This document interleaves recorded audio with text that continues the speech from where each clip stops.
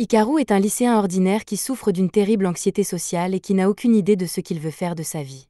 Il se réveille tôt un matin et après s'être traîné hors du lit, il se rend à la gare et prend le premier train en direction de son école, mais il y a quelque chose qui le tracasse depuis un certain temps.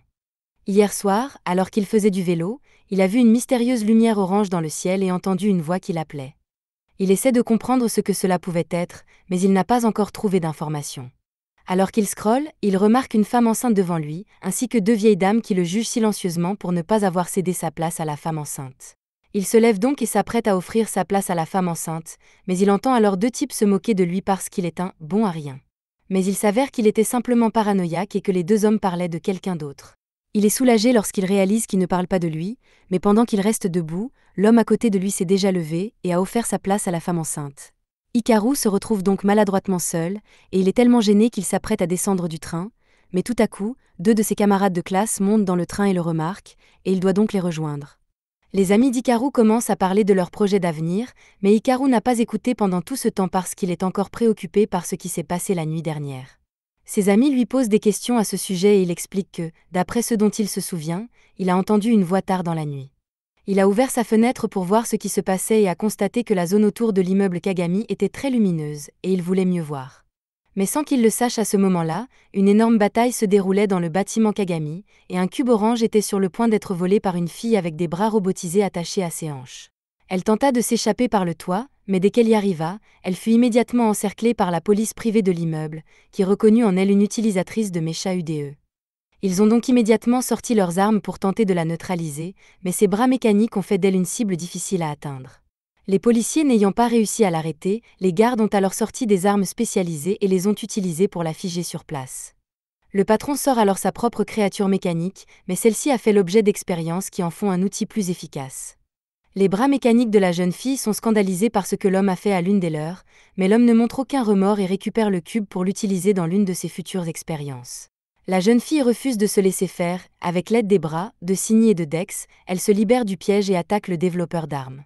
Au cours du combat, la jeune fille parvient à arracher le cube au développeur d'armes, mais comme le tube de confinement est endommagé, le cube est projeté à plusieurs centaines de mètres dans les airs.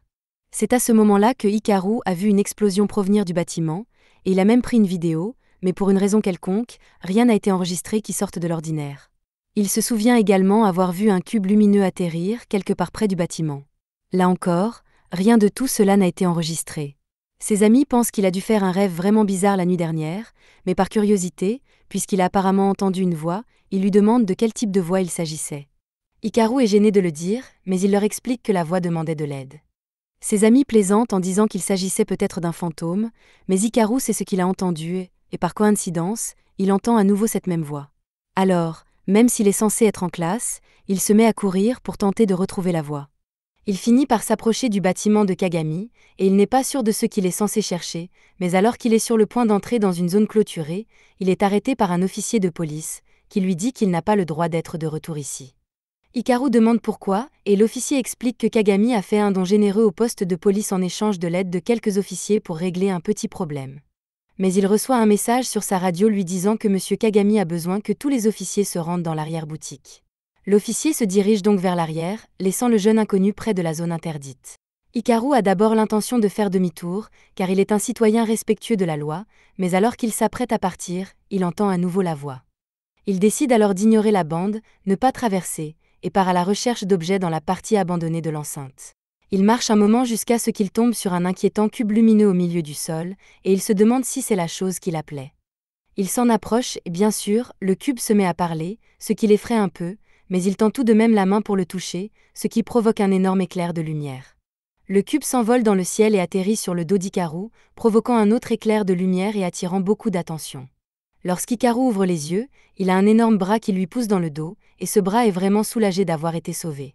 Cependant, Hikaru entend la voix de quelqu'un qui lui parle, mais il ne voit personne et commence à paniquer jusqu'à ce que le bras attire son attention pour le calmer. Le fait de voir un bras métallique sortir de son dos ne calme pas Hikaru, mais le bras commence à le remercier car il est sincèrement reconnaissant d'avoir été libéré de ce cube. Il essaie de dire son nom à Hikaru, mais il se rend compte qu'il ne se souvient pas de son nom.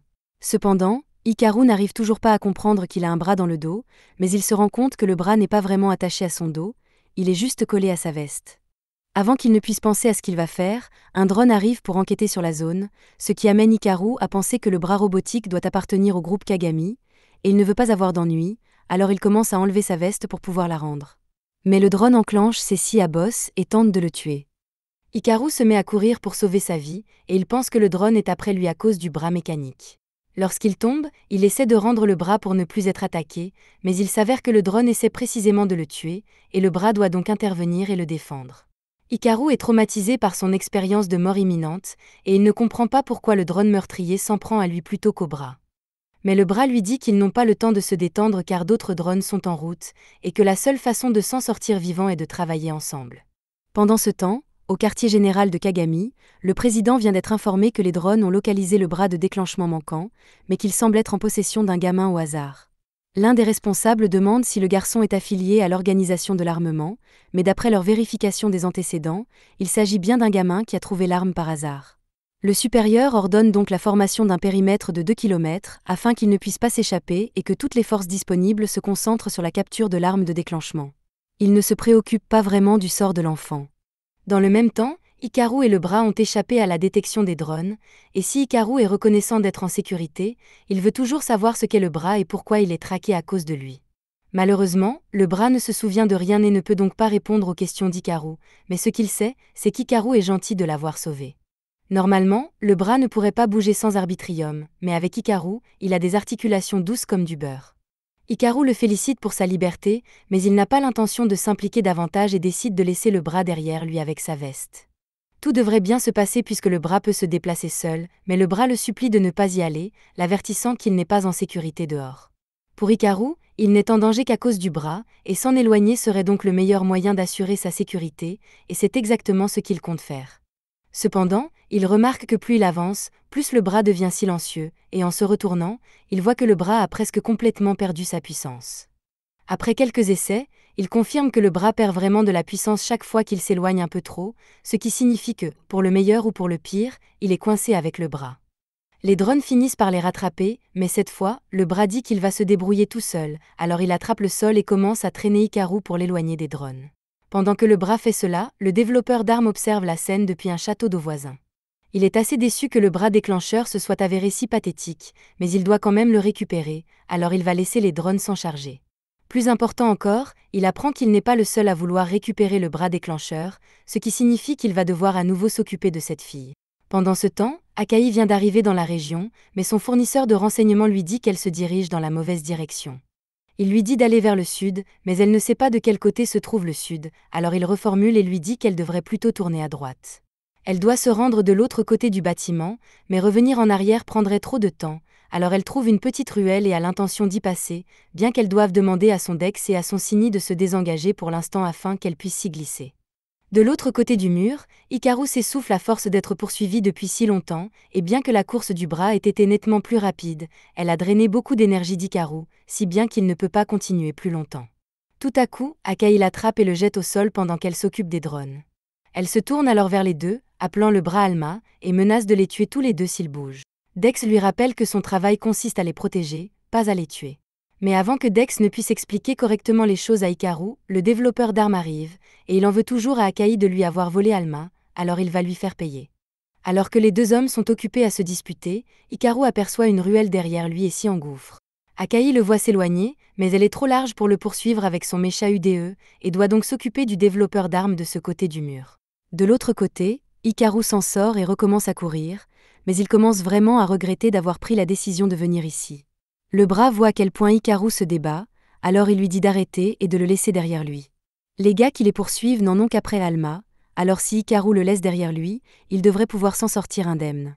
Même si Alma a raison, Hikaru sait qu'Alma ne peut pas se déplacer sans lui, il hésite donc à l'abandonner. Akai vient de vaincre le développeur d'armes et les a rattrapés. Elle menace à nouveau de les blesser s'il ne se plie pas à ses exigences. Alma lui demande d'attendre et dit qu'il écoutera ses demandes tant qu'elle laissera Hikaru partir, mais Hikaru dit qu'il n'ira nulle part.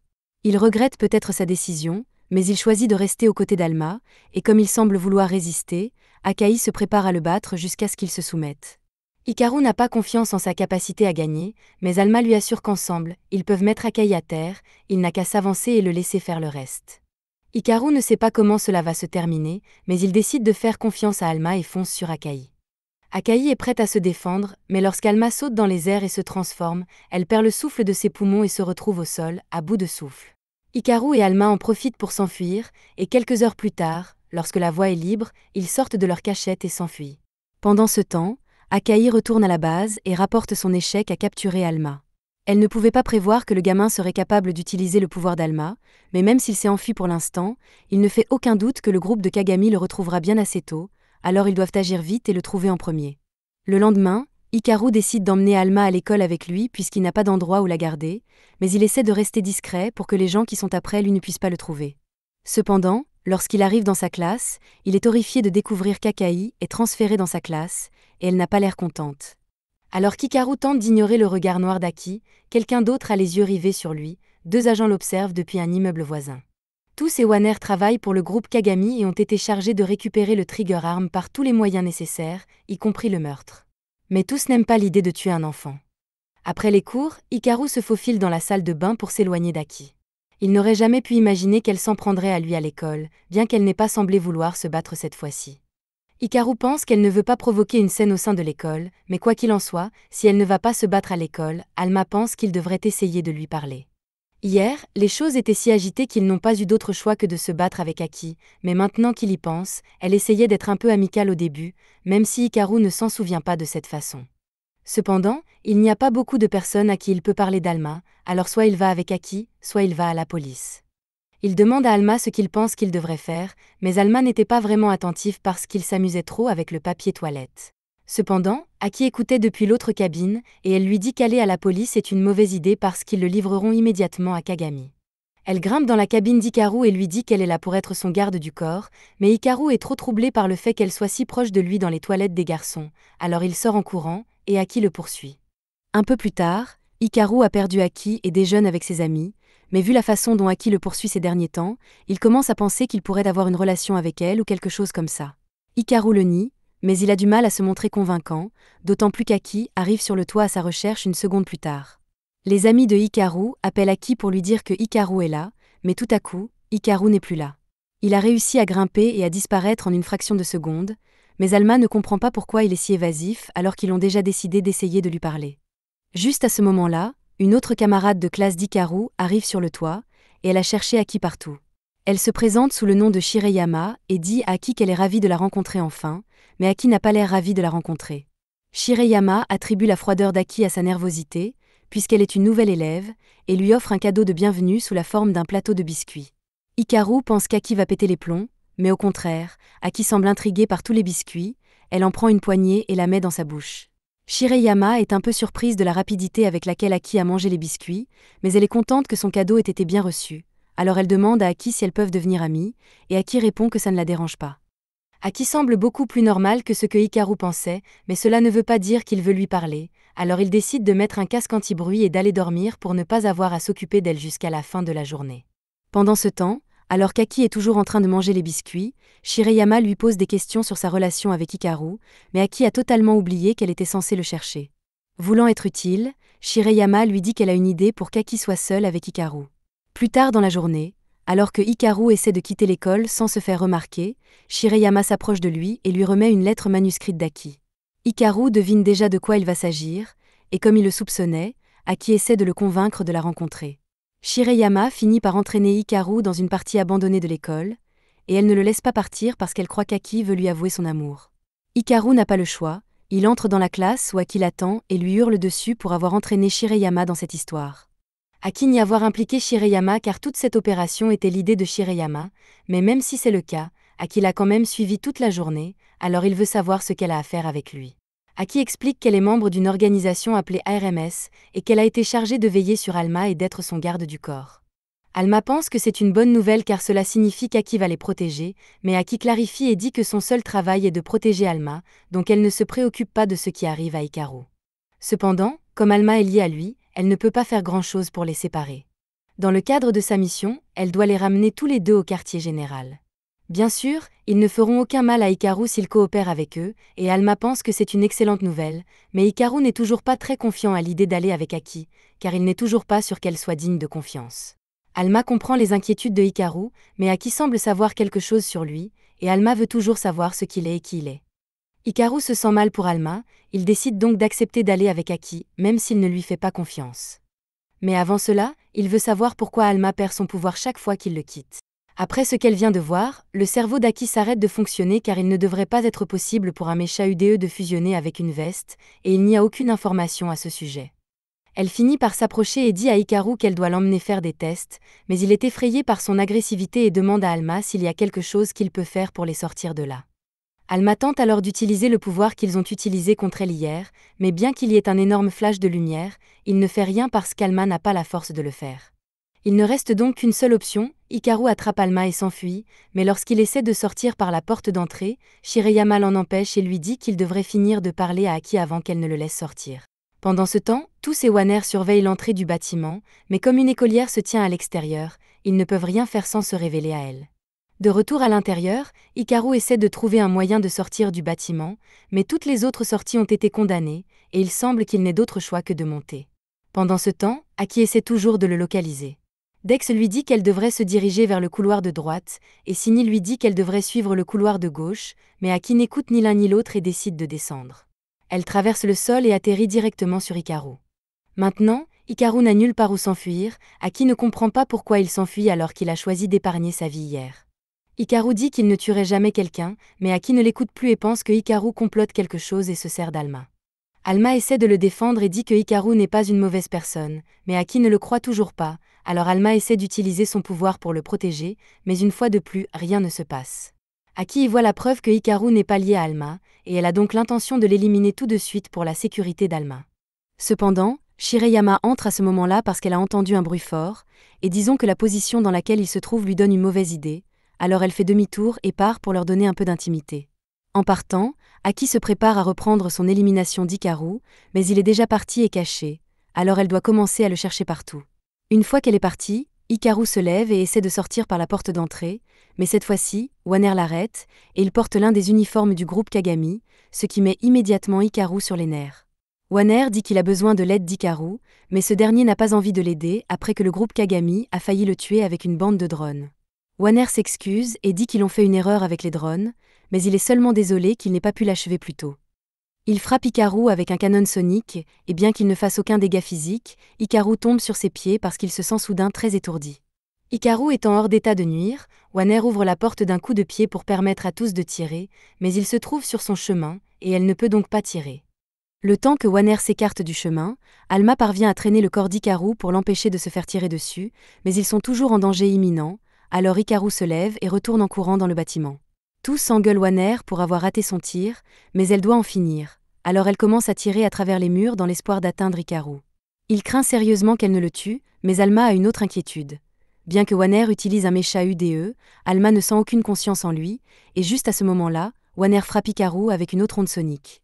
Hikaru s'effondre au bout du couloir, et tous prend le tir, mais à la dernière seconde, Hikaru est sauvé par Aki. Wanner lance une autre onde sonique, et Aki tente de la bloquer, mais comme avec Hikaru, elle est soudain prise de vertige et tombe au sol. Wanner s'amuse comme un fou à faire souffrir les gens, mais Aki refuse de se laisser abattre car elle doit encore protéger Alma, alors elle se relève et demande à Hikaru de s'enfuir pendant qu'il en a l'occasion. Hikaru ne se sent pas à l'aise de laisser Aki se battre seule, mais elle le supplie de s'enfuir car ils ne peuvent pas laisser le groupe Kagami mettre la main sur Alma. Hikaru l'écoute et s'enfuit pendant qu'elle occupe Wanner, mais cette dernière sort une arme à laquelle elle n'est pas préparée. Hikaru commence à monter les escaliers, et il devient vraiment frustré par la façon dont les gens s'en prennent à lui, mais Alma l'arrête et lui dit qu'il ne pense pas qu'il devrait laisser Aki toute seule après tout. Hikaru lui rappelle qu'Aki a dit qu'il devrait courir pour assurer la sécurité d'Alma, mais même si c'est vrai, Alma n'aime pas l'idée de la laisser derrière, alors il saute du dos d'Hikaru et fait un trou dans le mur pour que Hikaru puisse s'enfuir. Quant à lui, il va aller aider Aki. Du moins, c'est ce qu'il veut faire, mais il perd son pouvoir dès qu'il s'éloigne d'Hikaru. Hikaru finit par accepter de l'accompagner car Alma ne peut pas se déplacer autrement, mais ils ont encore besoin d'un plan d'action avant d'affronter Wanner et son canon sonique. Il s'avère que Wanner a réussi à vaincre Aki en utilisant des chaînes qui enlèvent la conscience de Mecha UDE, et il est en train de la conduire sur le toit pour que tous puissent la tuer.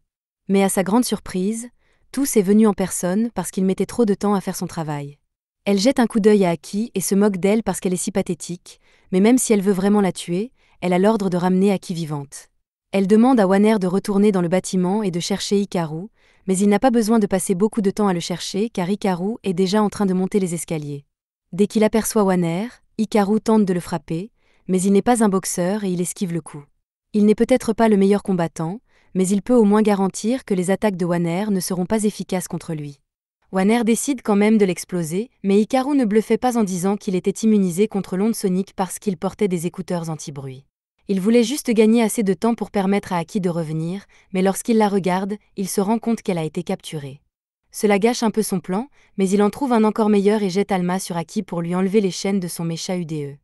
Malheureusement, Alma commence à perdre de la puissance dès qu'il s'éloigne d'Hikaru, qui doit donc courir pour se rapprocher, et Tous, qui est censé être un tireur d'élite, rate ce tir facile. Alma et Hikaru parviennent à libérer Aki, et dès qu'elle peut à nouveau bouger, elle attrape Tous et l'utilise comme bouclier humain pour charger Wanner. Wanner ne veut pas utiliser son souffle sur Tous, mais elle lui ordonne de tirer pour le bien de la mission, et il s'exécute. Mais tout ce qu'il réussit à faire, c'est assommer Tous, et immédiatement après, Aki se met à assommer Wanner. En raison des dommages causés au bâtiment pendant leur combat, celui-ci est sur le point de s'effondrer, et juste avant, Tous reprend conscience et s'envole, laissant Wanner se faire enterrer seul avec les autres.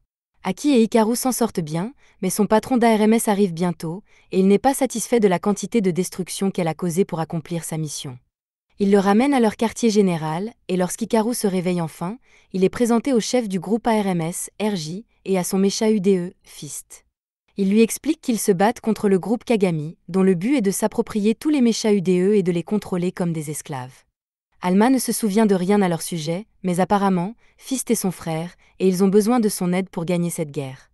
Alma n'hésite pas à proposer son aide et convainc Hikaru de faire de même. Mais Aki et RJ lui disent qu'ils n'ont besoin d'Alma que pour cela, et qu'il n'a donc pas besoin d'être là. Pendant qu'il dormait, ils lui ont fait passer des tests pour mesurer le taux d'arbitrium dans son corps. L'arbitrium est une énergie produite par l'esprit humain, et tous les méchas UDE en ont besoin comme carburant. Mais lorsque les niveaux d'arbitrium d'Hikaru sont placés sur un graphique, voici à quoi ressemblent ces niveaux et ceux de la moyenne des utilisateurs de méchas UDE. Si ce n'était pas déjà clair, Hikaru est un raté quand il s'agit de manier méchas UDE, et il n'y a pas d'explication. RJ reconnaît que c'est peut-être Hikaru qui a réveillé Alma, mais c'est aussi à cause de lui qu'Alma est fusionnée à une veste, et il ne peut même pas utiliser le pouvoir d'Alma. Ils n'ont pas d'autre choix que de lui confier Alma pour l'instant, mais RJ tient à préciser qu'il n'est en aucun cas autorisé à agir seul, car il n'est pas capable de se débrouiller tout seul. Alma tente de défendre Hikaru et souligne que c'est grâce à Hikaru qu'il n'a pas été capturé par Kagami, mais quoi qu'il en soit, Ken dit qu'il est toujours vrai que Hikaru n'a pas le pouvoir d'utiliser Alma, et qu'il est donc un boulet. À ce moment-là, Aki l'interrompt et lui dit qu'elle pense qu'Hikaru est capable d'exploiter le potentiel d'Alma.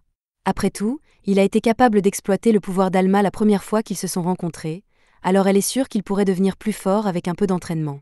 Jusqu'à présent, cet entraînement a consisté pour Alma à faire des pompes sur le toit de l'école, et bien qu'Hikaru soit heureux qu'Aki ait proposé de l'entraîner, il n'est pas sûr que cela soit vraiment efficace car Alma est la seule à bouger alors qu'Hikaru reste assis.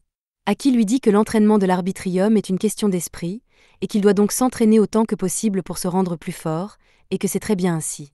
Cependant, cela n'explique toujours pas comment l'exercice est censé augmenter son arbitrium, mais il décide de s'en contenter pour l'instant. Quelques instants plus tard, Aki reçoit un appel d'ARMS, qui lui dit qu'elle doit retourner au QG. Elle interrompt donc l'entraînement d'Hikaru et d'Alma et les ramène avec elle. Il y a eu récemment de nombreux incidents au cours desquels des méchas UDE ont été arrachés à leurs porteurs, et ce type est la 3e victime de la semaine. RJ pense qu'il s'agit du travail d'un nouvel agent de Kagami, et sa priorité est donc de récupérer le mécha UDE volé le plus rapidement possible avant qu'il ne soit trop tard. Alma ne comprend pas ce qu'il entend par « trop tard », alors Dex explique que si le mécha UDE d'une personne est arraché de force de son corps, elle mourra au bout de quelques jours. La raison n'est pas entièrement connue, mais il pense que c'est parce que l'arbitrium commence à s'échapper du point de fusion, ce qui affaiblit de plus en plus la personne jusqu'à ce qu'elle finisse par s'éteindre. On ignore encore beaucoup de choses sur l'arbitrium, mais ce que l'on sait, c'est qu'il a des effets considérables sur le système biologique humain. Par exemple, quiconque fusionne avec un mécha UDE acquiert d'incroyables capacités physiques, bien que dans le cas d'Hikaru, Alma n'ayant pas fusionné avec son corps, il n'est encore qu'un humain ordinaire. Aki remarque des marques sur les bras de la victime, et elle peut immédiatement dire que celui qui a fait ça devait utiliser un mécha UDE de type chaud. RJ sait déjà où elle veut en venir et lui rappelle que son travail consiste à protéger Alma à tout prix et qu'il ne veut pas qu'elle s'implique dans cette affaire, même si elle a des raisons personnelles de le faire. Après le départ d'RJ, Aki ignore tout ce qu'il vient de dire et déclare qu'elle veut enquêter sur quelque chose pour des raisons personnelles, mais comme elle doit garder Hikaru, il vient avec elle. Pendant ce temps, le groupe Kagami se démène pour retrouver Jun, le jeune frère de Kagami. Il a apparemment volé un mecha UDE artificiel expérimental et a disparu, mais personne ne sait ce qu'il compte en faire. Le chef de la 3e division propose de faire le travail, mais la 3e division est le même groupe qui a laissé Alma s'échapper la dernière fois, et cette fois, ce sont les White Ravens qui sont chargés du travail. Ailleurs, Hikaru est sorti avec Akitar dans la nuit, et il a maintenant compris qu'elle enquête sur cette affaire, même si RJ vient de lui dire de ne pas le faire, mais il se demande si c'est vraiment bien pour eux d'être ici tout seuls. Aki refuse de lui répondre, mais un instant plus tard, ils entendent un bruit de klaxon tout proche. De l'autre côté des conteneurs, ils aperçoivent les corbeaux blancs occupés à rechercher le jeune frère de Kagami. Le chef du groupe, Imada, demande à ses hommes de continuer à fouiller la zone, mais à ce moment-là, Aki et Hikaru s'approchent d'eux.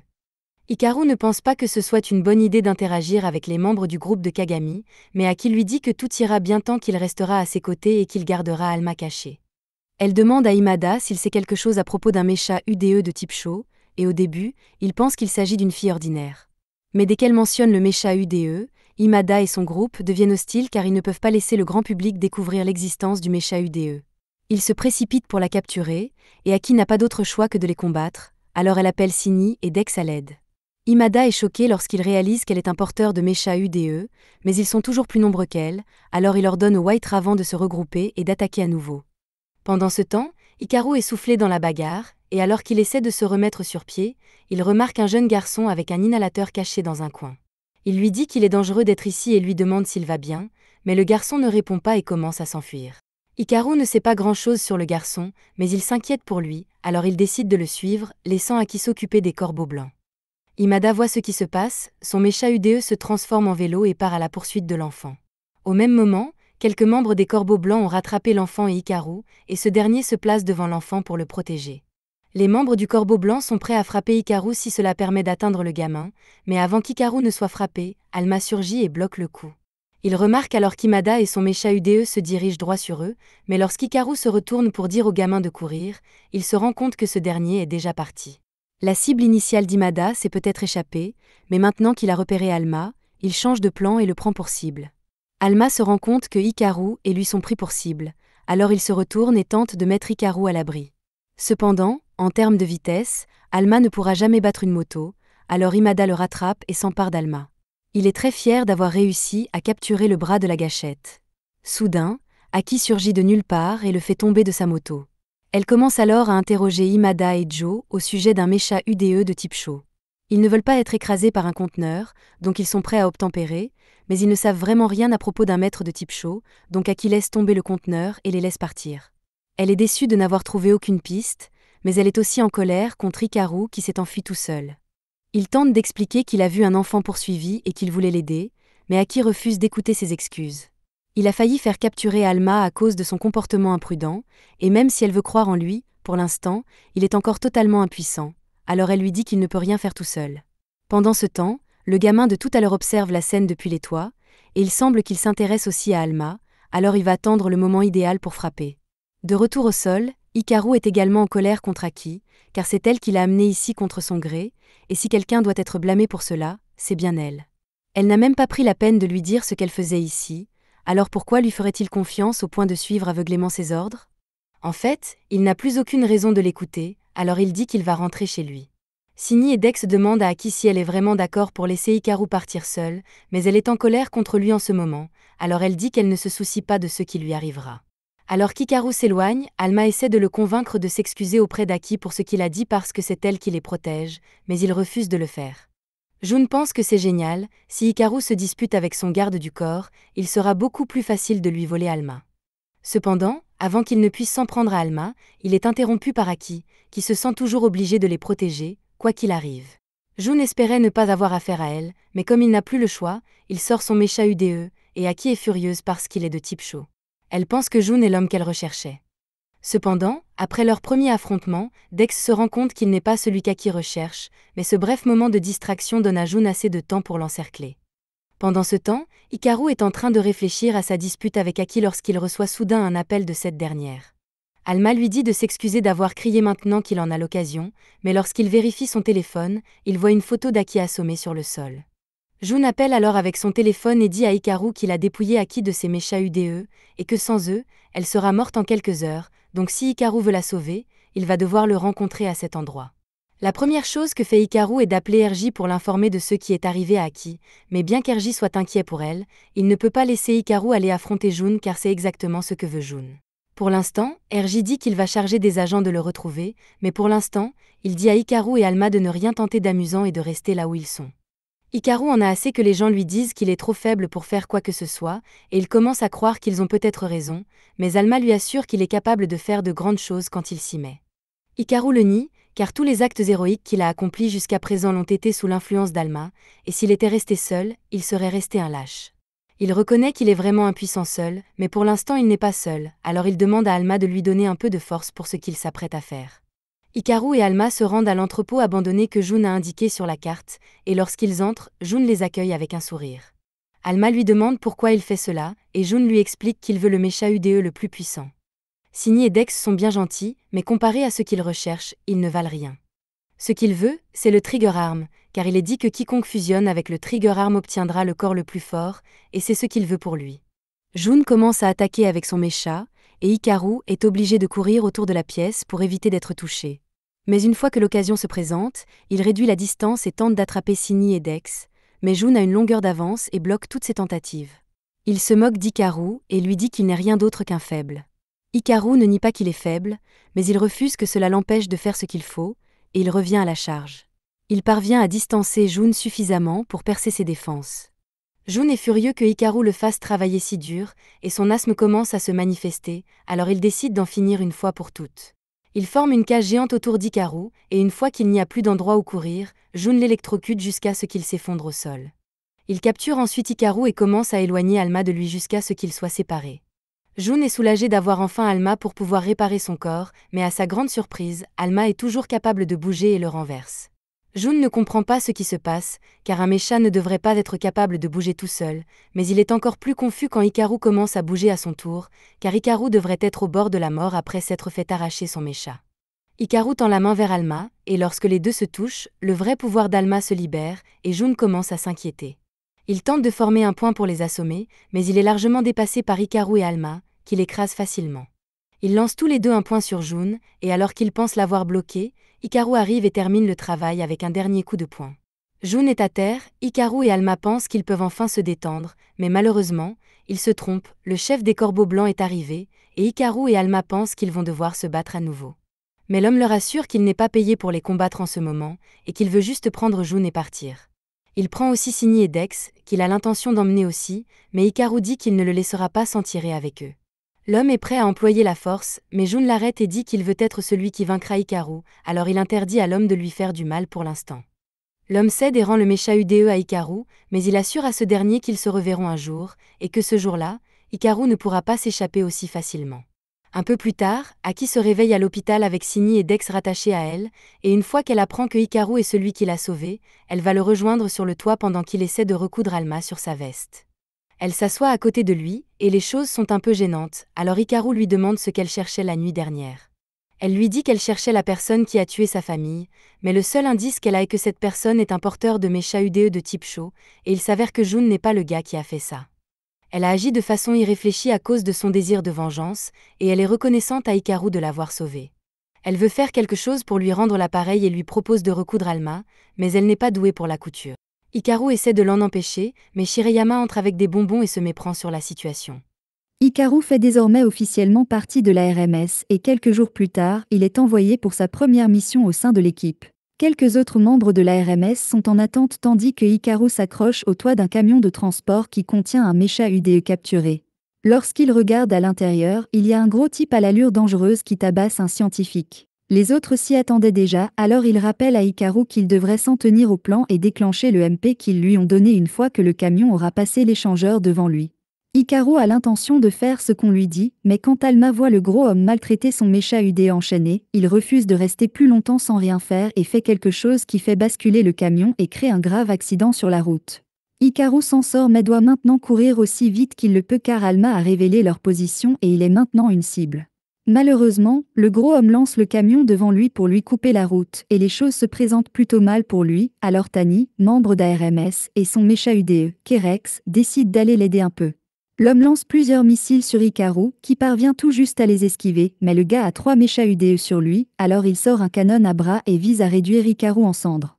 Cependant, juste avant qu'il ne soit touché, Tani arrive et le met à l'abri. Hikaru est reconnaissant de son aide et Alma s'excuse d'avoir causé un tel désordre par ses actions, mais ils n'ont pas beaucoup de temps pour parler car l'homme les localise rapidement et passe en mode attaque une fois de plus. Cependant, cette fois-ci, il est intercepté par Aki et se retrouve au sol. Elle est déçue que Hikaru et Alma aient réussi à gâcher une tâche aussi simple et demande à Tani de les sortir de là avant qu'ils ne causent d'autres problèmes à la mission. Une fois que l'homme se relève, il remarque qu'Aki a 2 mécha UDE, mais il croit toujours qu'il est supérieur parce qu'il en a 3. Cependant, alors qu'il tente de lui donner un coup de pied, elle l'attrape facilement et lorsqu'il essaie de l'exploser, il manque d'énergie et s'évanouit. De toute évidence, l'utilisation d'un mécha UDE demande beaucoup d'endurance et il faut donc beaucoup d'entraînement pour être capable d'en manier plusieurs efficacement, un niveau d'entraînement que ce type n'avait pas, surtout s'il n'avait jamais vu l'intérieur d'un gymnase. Aki ne pense pas que l'homme se relèvera de sitôt, aussi décide-t-elle de contacter l'équipe de récupération pour qu'elle vienne le chercher. Mais alors qu'elle a le dos tourné, quelqu'un d'autre arrive et utilise un mécha de type vert pour faire quelque chose au gars et le temps qu'elle se rende compte que quelque chose ne va pas, le gars est déjà sur pied et il est encore plus fort qu'il ne l'était avant. Aki a maintenant beaucoup de mal à faire face à la force du gars et ses chances de victoire ne sont pas très bonnes, mais heureusement, Hikaru arrive en courant et met l'homme hors d'état de nuire. Aki hurle qu'elle lui a dit de s'enfuir, mais qu'il ne pouvait pas rester assis à la regarder pendant qu'elle était en difficulté et qu'il a donc décidé de l'aider quand même. L'homme se relève et tire avec son canon laser, mais Hikaru et Alma le voient venir, et ensemble, ils parviennent facilement à dévier l'explosion. L'homme tente ensuite de les écraser avec un camion, mais Hikaru est complètement indemne et s'élance une dernière fois avant d'assommer l'homme d'un seul coup de poing. Une fois la bataille terminée, Tani s'approche et félicite Hikaru pour son excellent travail, car ses efforts leur ont permis de sauver tant de mécha UDE. Il est reconnaissant pour les éloges, mais Aki semble beaucoup plus intéressé par l'homme. De retour au quartier général, alors qu'Aki prend une douche, elle a des flashbacks du temps qu'elle a passé avec sa sœur et de la promesse qu'elle a faite de la protéger, mais elle n'a finalement pas tenu cette promesse et la seule chose qu'elle peut faire maintenant est de venger sa famille. À l'extérieur de la douche, un scientifique à qui Aki a demandé de l'aide l'attend, mais lorsqu'elle sort enfin, il commence à paniquer parce que c'est la première fois qu'il la voit fraîchement sortie de la douche. Il explique qu'il est juste là pour faire un rapport sur l'affaire qu'Aki lui a demandé d'examiner et que malheureusement, il n'a pas pu obtenir d'informations utiles de l'homme qu'ils ont capturé. Ils ont inspecté les mécha UDE qu'il utilisait et aucun d'entre eux n'était de type vert, mais Aki se souvient clairement d'avoir vu un type vert, donc il se passe quelque chose d'étrange. L'homme dit à Aki qu'il sait qu'elle essaie de venger sa famille et il promet de l'aider à enquêter avec tout ce qu'il a. Il veut qu'elle se fie à lui plutôt qu'à Hikaru. Il veut qu'elle compte sur lui plutôt que sur Hikaru, mais le temps qu'ils finissent de parler, Aki est déjà parti chercher Hikaru. Chez Hikaru, Alma se réveille et se rend compte que lui et Hikaru ont dormi trop longtemps et que si Hikaru ne se réveille pas rapidement, ils seront en retard à l'école. Il commence donc à essayer de le tirer du lit par le pantalon et lui propose même de l'aider à se changer. C'est alors qu'Aki fait irruption dans la chambre d'Hikaru par la fenêtre, et comme il n'est pas encore prêt pour l'école, elle lui propose de l'aider à s'habiller et son offre n'est pas négociable. Pendant ce temps, à l'école, tous les élèves sont excités parce qu'ils ont entendu dire qu'un nouvel élève transféré rejoindrait leur classe aujourd'hui, et le gars est apparemment méga riche, alors tout le monde veut apprendre à le connaître. À ce moment-là, la porte s'ouvre et tout le monde se retourne pour voir Aki tenant Hikaru, qui n'est qu'à moitié habillé. Ils pensent tous immédiatement qu'il se passe quelque chose entre eux, et Shirayama s'imagine déjà des choses, mais une fois qu'Aki a posé Hikaru à sa place, elle les informe qu'un nouvel élève transféré rejoint leur classe. C'est la première fois qu'Aki en entend parler et c'est alors qu'un appel est passé sur le système de sonorisation, avec un gars qui crie à Hikaru d'aller sur le toit, alors Hikaru et Aki s'y rendent et ils trouvent Jun qui les attend. À la seconde où Sini et Dex le voient, ils attaquent immédiatement à cause de ce que Jun a fait à Aki la dernière fois qu'ils se sont rencontrés, mais il est capable de bloquer son attaque avec son mécha UDE. Il s'énerve parce qu'elle l'interrompt, alors il se prépare à la battre, mais avant qu'il ne fasse quoi que ce soit, il reçoit un message de Toto, le chef des Corbeaux Blancs, et il a été très clair quand il a dit à Jun que la seule raison pour laquelle il a été autorisé à aller à l'école était qu'il avait promis de ne pas utiliser son mécha UDE à l'école, et pourtant il est déjà en train de rompre cette promesse. Jun tente de faire valoir qu'Aki est celui qui l'a attaqué en premier, mais Toto refuse de faire une exception, et Jun est donc contraint de retirer son mécha UDE et de se rendre. Aki est prête à l'assommer, mais Hikaru lui dit d'arrêter car il est clair que Jun ne veut plus se battre, alors elle décide de le laisser partir pour le moment. Jun jure toujours qu'il revendiquera le Trigger Arm pour lui-même, mais c'est un travail pour un autre jour, car la raison pour laquelle il est venu dans cette école est en fait Hikaru. Le scientifique qui a fabriqué son mecha UDE lui a dit qu'il faudrait du temps pour qu'il s'adapte à son corps. Ainsi, en attendant de pouvoir le contrôler pleinement, il a décidé de passer son temps à observer Hikaru afin de découvrir le secret qui le rend capable d'utiliser Alma comme il le fait. Une fois qu'il aura découvert le secret d'Hikaru, il l'écrasera et lui volera le Trigger Arm. Hikaru remarque que Jun n'arrête pas de parler d'Alma comme du Trigger Arm. Il demande donc à Jun s'il connaît d'autres informations utiles à son sujet, puisqu'Alma a perdu ses souvenirs. Mais avant que Jun ne puisse répondre, Aki l'attaque à nouveau car elle pense qu'il est trop dangereux pour être laissé en vie. Elle est tout à fait prête à aller jusqu'au bout, mais Alma l'attrape car elles doivent obtenir de Jun des informations sur le passé d'Alma. Pendant qu'elles se battent, Jun commence à s'éloigner, mais avant de partir, Jun rappelle à Hikaru que les restrictions de son mecha UDE ne s'appliquent qu'à l'école, et que s'il surprend Hikaru en manque dans la rue, il ne le laissera pas s'en tirer. Plus tard dans la journée, Aki et Hikaru marchent ensemble dans les couloirs, et Aki reste très proche de lui, ce qui commence à agacer Hikaru. Il est obligé de la distraire avec une boule de riz imaginaire afin de créer une certaine séparation, mais cela ne dure pas très longtemps car, où qu'il aille, Aki est toujours là, à côté de lui. Il parvient finalement à la semer, mais il a dû utiliser son déjeuner comme une autre distraction, et il n'a donc encore rien mangé.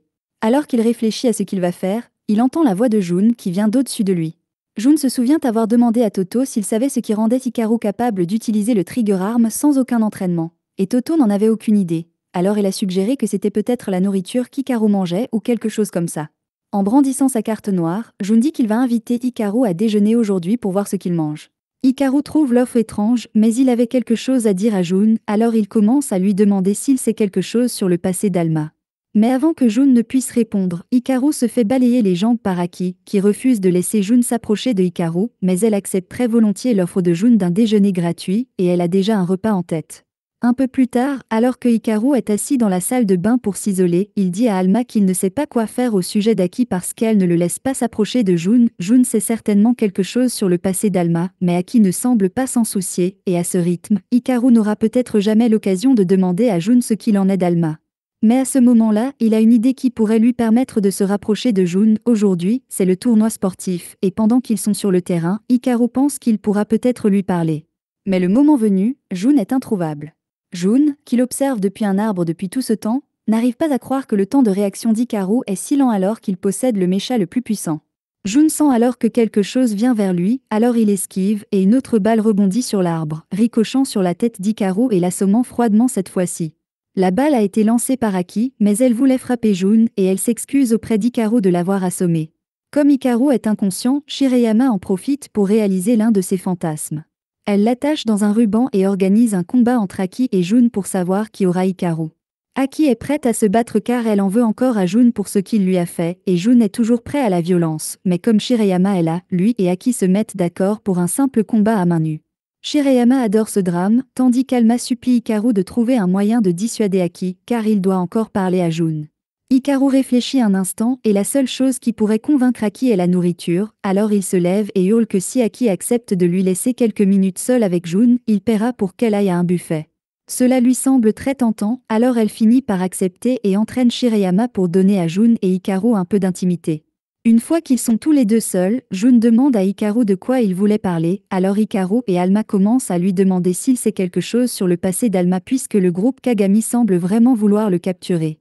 Alma explique qu'il a perdu tous ses souvenirs et que tout ce que Jun pourrait lui apprendre serait très apprécié. Jun n'arrive pas à croire que le Trigger Arm soit devenu amnésique, mais il explique à Alma que les archives du groupe Kagami contiennent un grand nombre de documents à son sujet. Après tout, Alma faisait partie du groupe Kagami à l'origine et Jun leur montre une photo en guise de preuve. Il s'agit d'une photo d'Alma et de Yakumo Kagami, le fondateur du groupe Kagami et celui qui a fait de cette ville ce qu'elle est aujourd'hui. C'est un choc total pour Hikaru et Alma, mais Jun ne peut pas donner beaucoup d'explications puisque la photo a été prise il y a des décennies. Alors que Jun s'en va, Aki observe depuis le pont Shirayama attaché à côté d'elle, mais elle reçoit un appel du scientifique de tout à l'heure car il a trouvé la piste des utilisateurs de mecha UDE de type vers qu'elle recherchait. Un peu plus tard, Hikaru et Alma se rendent à la bibliothèque de la ville pour faire des recherches sur Yakumo Kagami, mais Alma ne comprend pas pourquoi les gens ici semblent tant aimer le groupe Kagami alors qu'ils ont fait des choses terribles à mecha UDE. Hikaru reconnaît que leurs récentes actions ont été odieuses, mais du point de vue des gens, le groupe Kagami a fait beaucoup pour améliorer la ville, alors bien sûr, ils sont aimés. Hikaru et Alma tombent bientôt sur un portrait de Yakumo Kagami, et Alma s'effondre en larmes parce qu'il sait que cette personne est censée être importante pour lui, mais qu'il ne se souvient de rien à son sujet. Ailleurs dans la ville, Tani vient d'être capturée par un utilisateur de mecha UDE de type vert, et Aki est la première à arriver sur les lieux, mais avant qu'elle ne puisse faire quoi que ce soit pour l'aider, le mecha UDE a déjà arraché Kerex du corps de Tani. Il lance ensuite Tani sur Aki, mais Kerex est compressé jusqu'à ce qu'il se brise en morceaux. Aki, Sini et Dex sont tous enragés et attaquent l'utilisateur de verre, mais il s'écarte avant qu'il ne puisse frapper. Une fois qu'il est à bonne distance, il lance quelque chose dans le trou du dispositif dans le corps de Tahani et le transforme en une sorte de marionnette pour combattre Aki. L'utilisateur du verre tente alors de s'échapper et alors qu'Aki veut s'assurer que Tani va bien, elle veut aussi désespérément capturer l'utilisateur du verre, alors elle assomme Tani et arrache le dispositif de contrôle du verre. Hikaru reçoit un appel concernant l'état de Tani, il se précipite pour le voir et le trouve inconscient dans l'allée. Tani est ramené au quartier général et grâce aux actions rapides d'Hikaru, Tani devrait pouvoir survivre, mais pour ce qui est de Kerex, il n'y a rien à faire. Les mechas UDE sont des formes de vie mécanique, mais ils meurent toujours de la même façon que les humains et rien ne peut changer cela. À l'origine, ils venaient d'une autre dimension à la recherche d'Ordella, le père de tous les mechas UDE, et grâce à quelques humains bienveillants, ils ont pu le trouver. Mais au cours d'une expérience visant à le réveiller, un accident s'est produit et Alma a dû utiliser tous ses pouvoirs pour le sceller, ce qui est probablement à l'origine de sa perte de mémoire. La clé d'Ordella se trouve dans les souvenirs oubliés d'Alma et selon qui mettra la main dessus, le destin du monde pourrait être en jeu. Quand Aki a rencontré Kan, il a informé que l'utilisateur de type chaud qu'elle recherchait était toujours en liberté. Il s'en est rendu compte pour la première fois lorsque les rapports d'incident ont montré qu'il y avait quelqu'un qui dépouillait les gens de leur mecha UDE, à part June. Cela dure depuis des mois, et Aki l'attrape avec colère par le col et lui demande pourquoi il ne lui en a pas parlé plus tôt, mais pour sa défense, il n'était pas au courant non plus jusqu'à maintenant.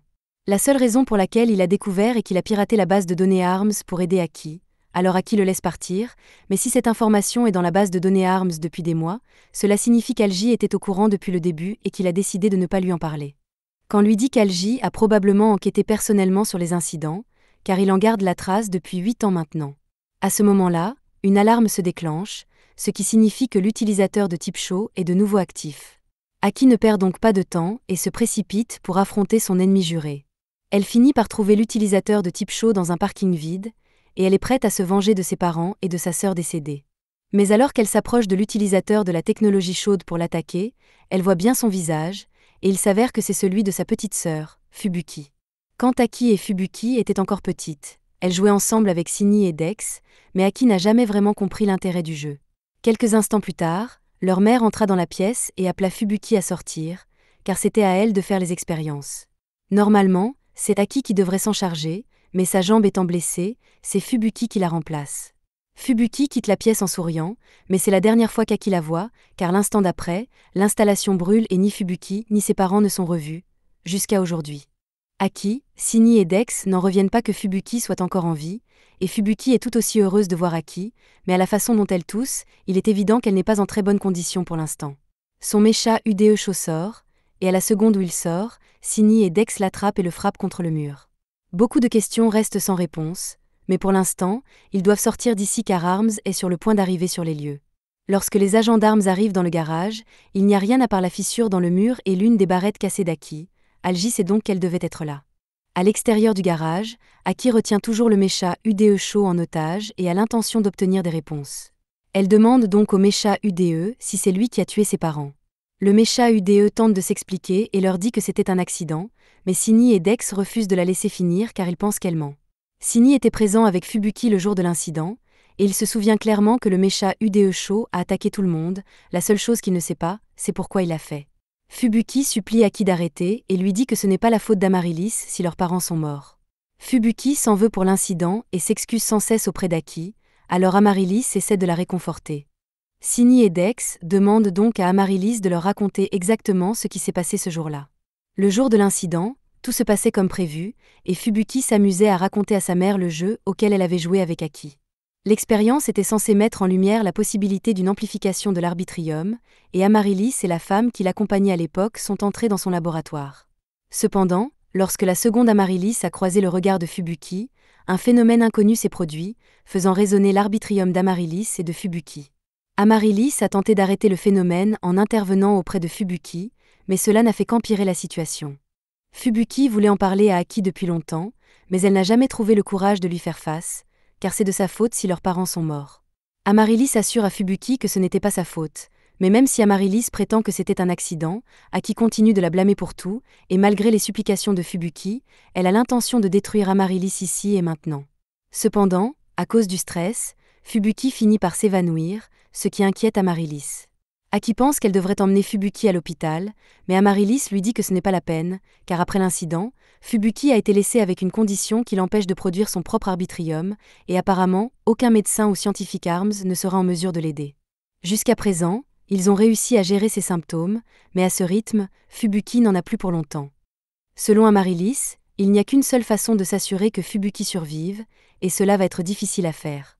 Le lendemain matin, lorsque le réveil d'Hikaru sonne, Alma le réveille car c'est l'heure à laquelle Aki vient habituellement voler à travers sa fenêtre.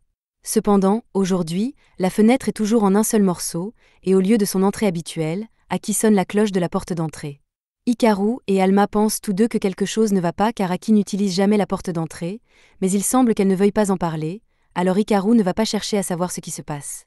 C'est alors que Shireyama se précipite vers eux avec une question à leur poser à tous les deux. Puisqu'il y a un examen important qui approche, elle suggère qu'ils fassent tous une session d'études en groupe, y compris Jun, qui a espionné Hikaru de là-bas toute la matinée. Elle s'approche de lui et lui demande s'il aimerait se joindre au groupe d'études, mais Jun dit qu'il ne va pas participer à un groupe d'études stupide parce qu'il n'est pas venu dans cette école pour apprendre. Shireyama ignore complètement la déclaration de Jun et crie pour demander à Hikaru s'ils peuvent organiser le groupe d'études chez lui. Hikaru y réfléchit un instant, et bien qu'il aime l'idée de passer du temps avec Shireyama, il sait déjà qu'Aki et Jun vont se disputer, et il préférerait que cela ne se produise pas chez lui. Il tente de dissuader Shireyama, mais celle-ci insiste et demande à Aki de la soutenir. Aki refuse poliment, mais Shireyama essaie de la convaincre en lui disant que c'est une bonne occasion d'aller chez Hikaru. Cependant, Aki va chez lui tous les matins, il n'y a donc rien de spécial à y aller pour une session d'études. Elle s'en va, et Hikaru la suit, car il sent bien que quelque chose ne va pas, mais Aki refuse de lui dire quoi que ce soit.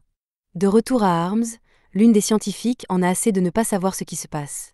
Elle se rend donc au poste de travail de camp et lui demande s'il a des informations sur Aki puisqu'elle n'est pas venue au quartier général depuis un certain temps.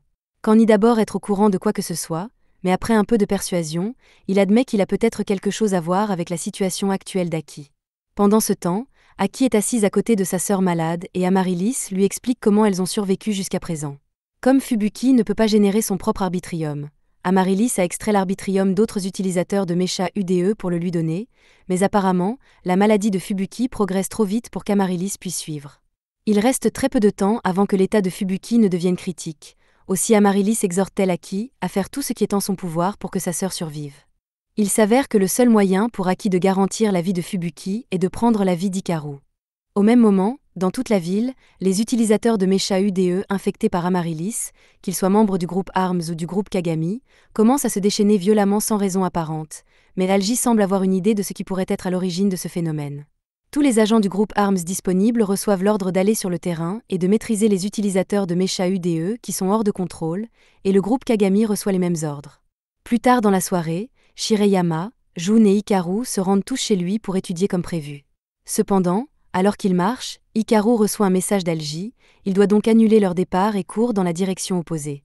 Un peu plus tard, il arrive au quartier général d'ARMS, et Algie s'excuse de l'avoir convoqué si rapidement, mais il a besoin de l'aide d'Hikaru pour régler un problème. Des dizaines d'utilisateurs de Mecha UDE sont récemment devenus incontrôlables, et Algie pense que le responsable est l'utilisateur de Mecha UDE de type Sho. Il a également une vidéo d'Aki établissant un contact amical avec cet utilisateur de type Sho, il pense donc qu'Aki pourrait être impliquée d'une manière ou d'une autre, et s'il a raison, cela signifie qu'elle a trahi à la fois l'humanité et le Mecha UDE. Pour l'instant, il veut la capturer et l'emmener pour l'interroger, mais c'est une puissante utilisatrice de Mecha UDE, et ils devront peut-être utiliser la force pour l'arrêter. Alma et Hikaru n'arrivent pas à croire qu'Algie soupçonne Aki alors qu'elle est l'une de leurs camarades, mais Algie explique qu'on ne peut pas diriger une organisation en se basant sur de tels sentiments.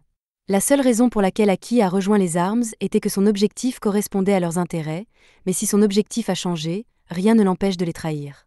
Cependant, Hikaru refuse d'accepter qu'Aki fasse une telle chose, et il se précipite pour la retrouver avant que les autres ne puissent la capturer et comprendre ce qui se passe. Du moins, c'est ce qui est prévu. Quand fait remarquer que Hikaru n'a aucune idée de l'endroit où trouver Aki. Quand a soigneusement pesé leurs options et a trouvé la solution parfaite pour retrouver Aki, et elle implique ce type. Hikaru reconnaît Wanner comme le gars qui a essayé de le tuer il y a quelques jours, et il est clair que Wanner ne veut pas être là, mais il n'a pas vraiment le choix. Mais avant qu'ils ne discutent de la façon dont ils vont trouver Aki, le mécha UDE de Wanner sort et commence à s'excuser abondamment pour les actions de Wanner l'autre jour. Cependant, Hikaru est un peu confus par la situation car il pensait que le mécha UDE de Wanner était destiné à subir un lavage de cerveau, mais après qu'il ait été capturé, Arms a été en mesure de lui enlever ses chaînes et de le libérer. Quand était réticent à l'idée que Kajmaru s'associe à nouveau avec Wanner, mais personne d'autre ne pouvait le faire, et Kajmaru a dit qu'il voulait le faire. Kajmaru a l'intention d'enseigner à Wanner ce que signifie se battre pour la justice, et il fera en sorte que Wanner apprenne, même s'il doit lui enfoncer le concept dans le crâne. Il oblige Wanner à s'agenouiller pour s'excuser et à jurer à Hikaru et Alma qu'ils leur seront utiles dans leur mission. En ville, Kajmaru est occupé à rechercher Aki, mais Wanner ne cesse de se plaindre qu'il veut rentrer chez lui. Kajmaru s'énerve et lui hurle de travailler plus dur pour pouvoir expier ses fautes.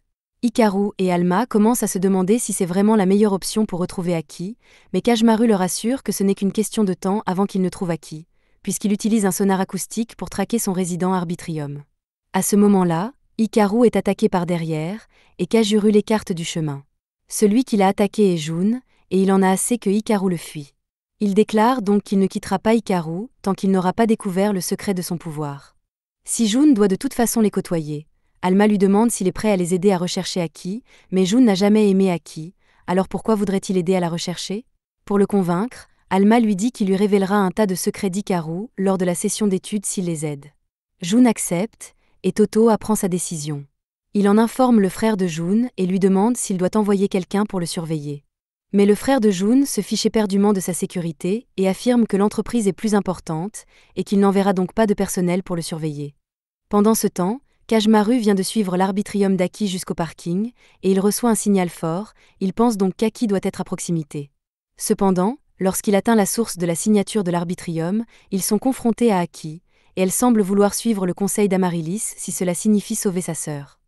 Hikaru et Alma s'inquiètent pour elle et commencent à lui demander si elle n'a pas été mêlée à quelque chose impliquant l'utilisateur de guerre, comme Alma vient de le dire, mais elle les interrompt et dit qu'elle a besoin qu'Hikaru vienne avec elle. Hikaru dit qu'il est d'accord puisqu'il lui fait confiance, mais il veut quand même une explication sur ce qui se passe. Cependant, même s'il a déjà accepté de l'accompagner, Aki saute dans les airs et l'attaque quand même. Hikaru est complètement pris au dépourvu, mais avant qu'Aki ne puisse l'assommer, Jun intervient pour le défendre. Il n'aime toujours pas Hikaru en tant que personne, mais il a déjà juré qu'il serait celui qui le vaincrait, alors il ne va pas laisser Aki le battre. Aki tente de se frayer un chemin à coups de pied, mais Jun la surpasse de beaucoup en force, et en quelques instants, il l'a totalement maîtrisé. Cependant, Hikaru arrive derrière Jun et lui dit de relâcher Aki immédiatement. Certes, elle l'a attaqué en premier, mais Hikaru est sûr qu'elle a une bonne raison, alors il lui demande de se calmer et de l'écouter. Il ne sait pas ce qu'elle traverse, mais il est prêt à l'aider si elle lui dit ce qui se passe.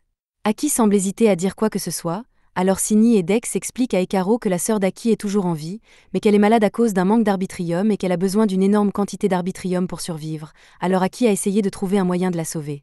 Selon Amaryllis, puisqu'Hikaru a été capable de réveiller Alma, il pourrait avoir assez d'arbitrium dans son corps pour guérir Fubuki.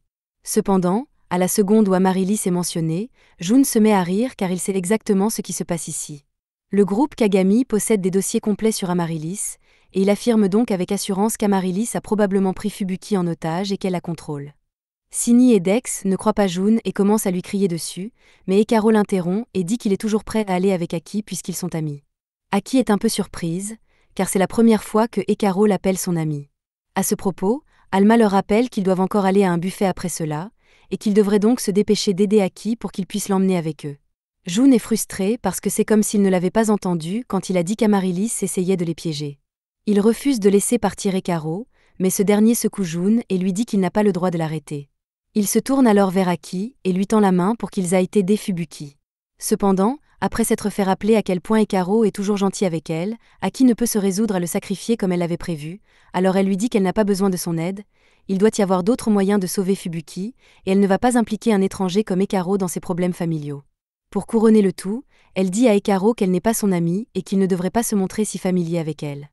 Elle s'en va ensuite retrouver Fubuki, et Ekaro est confus, mais Jun pense simplement qu'Aki est stupide de ne pas avoir réalisé qu'Amaryllis est diabolique. Pendant ce temps, 2 scientifiques travaillent d'arrache-pied pour trouver des informations sur Aki, et ils tombent bientôt sur des fichiers concernant Amaryllis dans une base de données du groupe Kagami. Les dossiers indiquent qu'Amaryllis est devenue incontrôlable un jour et a causé la mort de toutes les personnes impliquées dans l'expérience, y compris Fubuki. Ils pensent qu'Amaryllis doit être derrière tout cela, mais ils n'arrivent pas à comprendre pourquoi Amaryllis deviendrait active maintenant, alors que tant de temps s'est écoulé. Ils n'ont pas beaucoup d'indices, mais ils pensent pouvoir trouver quelque chose en analysant le mouvement des lèvres depuis le jour où Aki a rencontré l'utilisatrice du verre. Pendant ce temps, Aki retourne voir Fubuki et Amaryllis, mais comme Ekaro n'est pas avec elle comme prévu, Amaryllis lui demande ce qui se passe. Aki lui dit que Ekaro ne viendra pas, et Amaryllis est choquée parce qu'elle ne peut pas croire qu'Aki se retire de l'arrangement à un moment pareil. Aki tente d'expliquer qu'elle ne veut pas impliquer des étrangers dans leurs affaires familiales, et qu'elle pense qu'ils devraient trouver une solution par eux-mêmes. Cependant, Fubuki commence à l'accuser de se soucier davantage de son amie Ekaro que de sa propre sœur. Si Aki l'aimait vraiment, elle n'aurait aucun problème à sacrifier Ekaro pour elle, mais comme elle n'est pas prête à le faire, Fubuki lui demande si elle va l'abandonner et la laisser mourir comme la dernière fois. On pourrait tout aussi bien appeler les pompiers avec tout cet éclairage au gaz, mais Aki est encore trop aveuglée par l'amour fraternel pour se rendre compte que quelque chose ne va pas dans le comportement de Fubuki, alors elle propose de prendre la place d'Ekaro et d'agir en tant que batterie d'arbitrage de Fubuki. Au même moment, Alma tente de convaincre Ekaro qu'il devrait s'en prendre à Aki, mais il ne pense pas avoir le droit de se mêler de ses affaires. Elle a clairement dit qu'elle n'avait pas besoin de son aide, et son besoin de vengeance est quelque chose qu'il ne pourra jamais comprendre, alors il ne veut pas se mettre en travers de son chemin. Pendant tout ce temps, Jun s'est tenu à l'écart et s'est occupé de ses affaires puisqu'il ne se soucie pas vraiment de ce qui arrive à Aki, mais lorsqu'il entend Ekaro dire qu'il ne veut pas se mettre en travers du chemin d'Aki, cela lui rappelle l'époque où il ressentait la même chose pour son frère, et tout d'un coup, il s'investit vraiment pour que Ekaro s'en prenne à Aki. Il l'attrape par le col et lui dit d'arrêter de s'apitoyer sur son sort et de prendre une décision. Veut-il laisser partir Aki, ou veut-il rester à ses côtés? Face à cet ultimatum, Ekaro admet qu'il veut toujours sauver Aki, et il est donc encouragé à le faire. Techniquement, il est peut-être étranger à la situation d'Aki, mais Alma lui dit que ce qui est important, c'est ce qu'il ressent, et Ekaro est le genre de personne qui ne peut pas ignorer les autres en difficulté. Maintenant qu'il a été décidé d'aider Aki, Alma demande à Warner et Kajimaru de les aider à la retrouver, et Kajimaru est plus qu'heureux d'aider, mais Warner veut rentrer chez lui.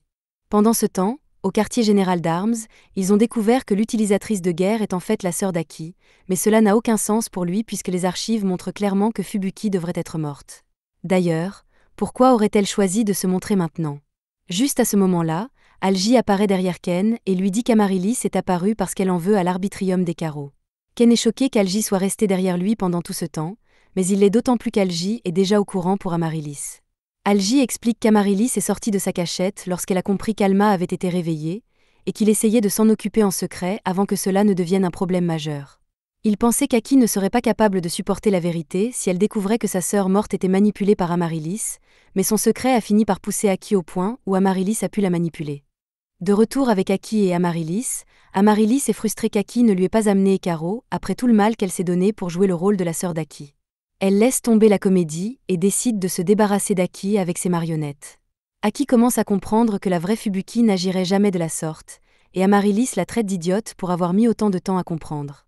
Amaryllis attaque Aki avec ses marionnettes, et Aki se défend plutôt bien, mais Amaryllis recommence à agir comme Fubuki pour prendre Aki au dépourvu, et pendant qu'Aki est distraite, Amaryllis l'attrape et la retient. Amaryllis avait l'intention d'utiliser le corps de Fubuki comme hôte pendant un certain temps encore, mais maintenant qu'Aki est là, elle peut tout aussi bien prendre son corps. Sini et Dex tentent de s'emparer d'Amaryllis, mais celle-ci sait qu'Aki ne les laissera pas la détruire, car cela reviendrait à blesser Fubuki également. En fait, c'est comme la première fois qu'elle a pris le contrôle du corps de Fubuki, car les parents d'Aki et de Fubuki essayaient désespérément de la convaincre de libérer leur fille, mais il était hors de question qu'Amaryllis abandonne une si bonne marionnette, alors elle a tué les parents de Fubuki de ses propres mains. Après avoir entendu cela, Aki est dévastée et Amaryllis est sur le point de l'achever pour prendre possession de son corps, mais à la dernière seconde, Ekaro et Jun entrent par la fenêtre et renversent Amaryllis.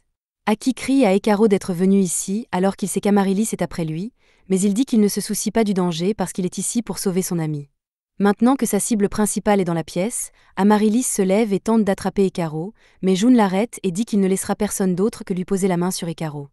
Aki essaie de convaincre Jun de s'arrêter pour ne pas blesser Fubuki, mais Jun se fiche éperdument du bien-être de Fubuki, il est juste là pour s'assurer qu'Amaryllis ne tue pas Ekaro. Juste à ce moment, Amaryllis attrape June et le jette de côté pour pouvoir atteindre Ekaro, mais June refuse toujours de lâcher prise et utilise son mécha UDE pour la retenir. Amaryllis trouve amusant que June pense pouvoir la battre avec un mécha UDE artificiel qui n'est autre qu'une copie du sien, bien qu'elle pense qu'il est normal qu'un raté comme lui ait un tel mécha UDE. June est offensée, mais avant qu'il ne puisse dire quoi que ce soit, Amaryllis couvre sa bouche et reprend son attaque sur Ekaro. Alma bloque le coup, mais, pour une raison quelconque, il sent de la puissance quitter son corps à chaque fois qu'Amaryllis le frappe. Il va être difficile de se battre si Amaryllis peut absorber leur puissance, alors Aki se place devant Ekaro pour le défendre. Amaryllis lui demande si elle pense toujours être en mesure d'agir en tant que garde du corps d'Ekaro après tout ce qu'elle a fait, mais Aki ne protège pas Ekaro parce qu'elle est son garde du corps en ce moment. Elle le protège parce qu'elle se soucie de lui. C'est bien beau, mais le fait est que, tant qu'Amaryllis a le corps de Fubuki, Aki ne pourra pas la blesser sans risquer de tuer sa sœur, ce qui la rend pratiquement inutile dans ce combat. Aki se fait capturer, Ekaro est donc laissé à lui-même, et il tient plutôt bien le coup, mais Amaryllis commence à utiliser Aki comme bouclier humain, ce qui distrait Ekaro suffisamment longtemps pour qu'Amaryllis le poignarde avec l'un de ses tentacules. Une fois à l'intérieur de lui, elle commence à le vider de tout l'arbitrium qu'elle peut. Comme elle s'en doutait, Ekaro a le même arbitrium incroyable qu'il y a 100 ans et, en disant cela, Alma a l'impression que quelque chose d'important s'est passé il y a un siècle. Après avoir vu l'air confus sur le visage d'Alma, Amaryllis réalise que les rumeurs sur la perte de mémoire d'Ekaro devaient être vraies, et pour une raison quelconque, cela l'énerve, alors elle poignarde Ekaro encore une fois. Comme Amaryllis a finalement mis la main sur l'arbitrium d'Ekaro, elle n'a plus vraiment besoin d'Aki, et prévoit donc de se débarrasser d'elle en l'étranglant à mort, mais alors qu'Aki implore de l'aide, le corps d'Ekaro réagit et commence à déborder d'arbitrium. Amaryllis est ravie, car elle n'a jamais eu autant d'arbitrium, mais Ekaro et Alma continuent de charger l'arbitrium, ce qui entraîne une surcharge des systèmes de l'héroïne. Pendant qu'Amaryllis est distraite par la surcharge d'arbitrium, Ekaro et Alma libèrent Aki de son emprise, et ce faisant, il y a un énorme flash de lumière. Lorsque la poussière retombe, Ekaro, Aki et June sont tous ensemble au sol, incertains de ce qui vient de se passer, mais June est certain qu'il fera payer Amaryllis pour ce qu'elle lui a fait. Il se lève, saisit Amaryllis avec son mécha UDE, et commence à essayer de l'arracher du corps de Fubuki. Alors qu'Amaryllis tente de l'arrêter, June, motivée par la pure méchanceté, trouve la force de la maîtriser et de séparer Amaryllis de Fubuki. Une fois Fubuki libérée, elle reprend le contrôle de son corps, et Aki est vraiment soulagée de voir que sa sœur va bien. Mais si Amaryllis a été séparée de son hôte principal, elle a toujours le reste de ses marionnettes à sa disposition et tente de les utiliser pour capturer Aki. Cependant, maintenant qu'Amaryllis ne peut plus utiliser Fubuki comme bouclier humain, il est assez facile pour Aki de se défendre contre elle. Ekaro prend alors le relais, et avec l'aide d'Alma, ils parviennent enfin à vaincre Amaryllis, mais avant d'être détruite, la dernière chose qu'elle dit est que c'est la faute d'Alma si elle est devenue comme ça, car il a causé la mort de Yakumo Kagami. Le lendemain matin, les choses reprennent leur cours normal. Aki passe par la fenêtre nouvellement réparée de Ekaro et tous deux se rendent à l'école ensemble. Sur le chemin de l'école, Aki s'excuse auprès de Ekaro de lui avoir causé tant d'ennuis, mais Ekaro lui dit qu'elle n'a pas à s'en inquiéter car c'est à cela que servent les amis. Ils s'entraident en cas de besoin. Dans ce cas, Aki dit qu'elle a une autre faveur à lui demander. Elle veut qu'il l'aide à étudier, ce qui semble être une demande simple, mais il ne comprend pas pourquoi elle voudrait étudier maintenant puisqu'elle a déjà raté tous les examens. Aki explique qu'elle veut étudier pour pouvoir aider Fubuki à rattraper les 8 dernières années d'école qu'elle a manquées, une fois qu'elle sera rétablie. Pour l'instant, Fubuki suit une thérapie physique pour se réhabituer à son corps, et ARMS s'occupe bien d'elle, c'est pourquoi Aki a décidé de rester dans l'organisation. Elle promet donc de continuer à garder Ekaro 24 heures sur 24, et si Ekaro est heureux de retrouver Aki, il lui dit qu'elle n'a pas besoin de le suivre autant. Pendant ce temps, au laboratoire de recherche du groupe Kagami, ils ont enfin terminé la construction d'un portail qui mènera au monde des mechas UDE, et, une fois là-bas, ils pourront prendre le contrôle de tous les mechas UDE qui sont encore en sommeil. Cependant, pour alimenter le portail, ils auront besoin de l'Ordella, et la seule chose qui peut activer l'Ordella est Alma. Alors ils ont l'intention d'utiliser tout ce qu'ils ont à leur disposition pour le capturer. Le lendemain, sur le chemin de l'école, les amis d'Ekaru le surveillent de derrière un coin car 2 personnes vraiment suspectes viennent de débarquer et commencent à les harceler, lui et Aki. Ces 2 personnes sont en fait des agents de l'armement, et ils ont été envoyés ici pour servir de garde du corps supplémentaire à Hikaru, car Aki n'a pas réussi à assurer sa sécurité. Aki n'a pas le droit de refuser leur aide, puisque l'ordre vient directement des armes. Par coïncidence, Kazuha se trouve à proximité, et après avoir échoué à capturer Hikaru, il s'est vu retirer son mécha UDE et a été rétrogradé au poste de garde de sécurité. Cependant, lorsqu'il aperçoit Hikaru, il pense que c'est l'occasion de retrouver son honneur, et tente donc de l'arrêter. Mais avant qu'il ne puisse le faire, Aki attrape la main de Hikaru et saute du pont avec lui à l'arrière d'un camion. Le chauffeur n'entend apparemment pas le bruit des deux adolescents qui atterrissent sur son camion, et il continue de rouler avec Hikaru et Aki sur le toit, et Hikaru est vraiment déçu que sa journée commence comme ça. Alma s'excuse d'avoir gâché la vie normale d'Hikaru, mais Hikaru lui dit qu'il n'a aucune raison d'être désolé parce qu'ils sont dans le même bateau, et que peu importe la folie qui les attend, ils la surmonteront ensemble, du moins jusqu'à ce qu'Alma puisse retrouver ses souvenirs. En parlant des souvenirs d'Alma, il y a quelque chose qu'Alma voulait dire à Hikaru, mais avant qu'il ne puisse dire quoi que ce soit, il est interrompu par Signy et Dex, qui sont au milieu d'un profond débat philosophique sur la question de savoir si le miel ou la confiture est meilleur. Ils essaient de préparer le petit déjeuner pour Hikaru et Aki avant que le camion n'arrive à l'école, mais Hikaru fait remarquer que le camion roule dans la direction opposée à leur école. En y réfléchissant bien, il n'a aucune idée de la direction que prend ce camion, et tout à coup, le camion s'arrête, le chauffeur étant assommé par une fléchette. Certains membres du groupe Kagami sont venus capturer Hikaru, dont le chef de la 3e division, une gothique nommée Lowida, et un nouveau venu. Le chef de la 3e division ne veut vraiment pas être là, alors il demande à ses subordonnés d'en finir rapidement. C'est tout ce que Lowida avait besoin d'entendre, car elle commence à tirer des dizaines de pics sur Hikaru avec sa mitrailleuse Shackled Mecha UDE. Aki prend Hikaru et se cache derrière le camion pendant que Lowida tire dessus. Le chauffeur du camion n'a aucune chance de survivre, mais pour l'instant, Aki dit à Hikaru de s'en remettre à elle et d'aller à l'école pour ne pas être noté absent. Hikaru accepte et commence à s'enfuir, mais Kazuha arrive par derrière et lui bloque le chemin. Pendant ce temps, Wayama et Kayano sont retenus par les amis d'Hikaru à cause d'un malentendu, et ces deux-là ne vont pas être d'une grande aide de sitôt. Kazuha dit qu'il a l'intention de capturer Hikaru pour réparer ses erreurs, mais le nouveau de la 3e division l'interrompt et monte sur le camion, disant qu'il va s'occuper de capturer Hikaru à partir d'ici. Cependant, alors qu'il s'apprête à attaquer, Kazuha remarque que le Mecha UDE du nouveau est le même que celui qui lui a été retiré lorsqu'il a été rétrogradé, et il veut vraiment le récupérer. Juste avant que le nouveau n'atteigne Hikaru, Kazuha l'attaque et commence à lutter pour récupérer son Mecha UDE. Avec tout ce chaos autour d'eux, Aki rappelle à Hikaru qu'il doit aller à l'école. Hikaru se remet donc à courir, mais cette fois, son chemin est bloqué par le corps inconscient du nouveau venu. Il se retourne et découvre que Kazuha a récupéré son Mecha UDE, et qu'il doit maintenant s'occuper de lui.